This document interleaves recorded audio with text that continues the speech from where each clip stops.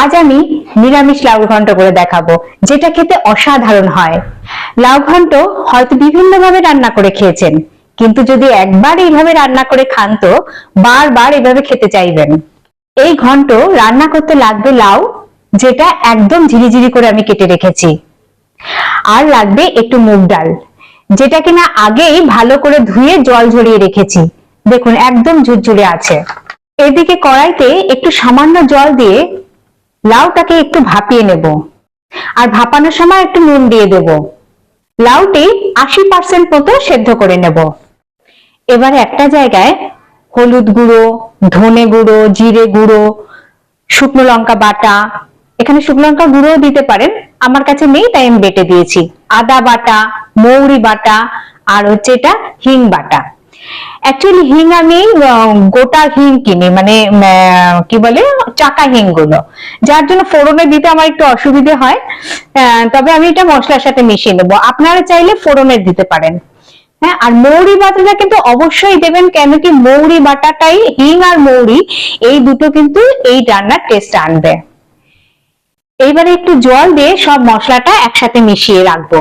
একটু জল দিয়ে মশলাটা পুরো কাদা কাদা করে এভাবে মেখে রেখে দিলাম। এবার শুরু হবে আসল খেলা। কড়াইতে একটু তেল দেবো, আর ওই যে ধুয়ে রাখা মুগ ডালটা দিয়ে দেবো তেলে। মিডিয়াম ফ্লেম রেখে 1-1.5 মিনিট একটু ভেজে নেবো, অল্প একটু লাল লাল ভাজা হবে, এই অবস্থায় নামিয়ে রাখবো। আপনার মনে হতে পারে মুগ ডালটা তো শুকনো খোলায় ভেজে নিলেই হতো, কিন্তু আপনি একবার এইভাবে করে দেখবেন, অসাধারণ লাগে খেতে। এবার ওই তেলেই জিরে, তেজপাতা, শুকনো লঙ্কা ফোড়ন দেবো। চাইলে এখানে হিং ফোড়নও দিতে পারেন, কিন্তু আমার কাছে যেহেতু গুঁড়ো হিং ছিল না, আমার বাটা হিং, তাই আমি ওই মশলার সাথে মিশিয়ে নিয়েছি। তারপর দিয়ে দেব ওই যে রেডি করে রাখা মশলাটা, যার মধ্যে আছে হলুদ গুঁড়ো, লঙ্কা গুঁড়ো, ধনে জিরে গুঁড়ো, মৌরি বাটা, আদা বাটা। এই মশলাটাকে 2 মিনিট মতন কষিয়ে নিলাম। তারপর দিয়ে দেব ওই ভেজে রাখা মুগ ডাল। মুগ ডাল দিয়ে আর বেশি নাড়াচাড়া করতে হবে না, কারণ ওটা তো ভাজাই আছে। একটু নাড়াচাড়া করে মটরশুঁটিটা দিয়ে দেব। এটা হলো ফ্রোজেন মটরশুঁটি।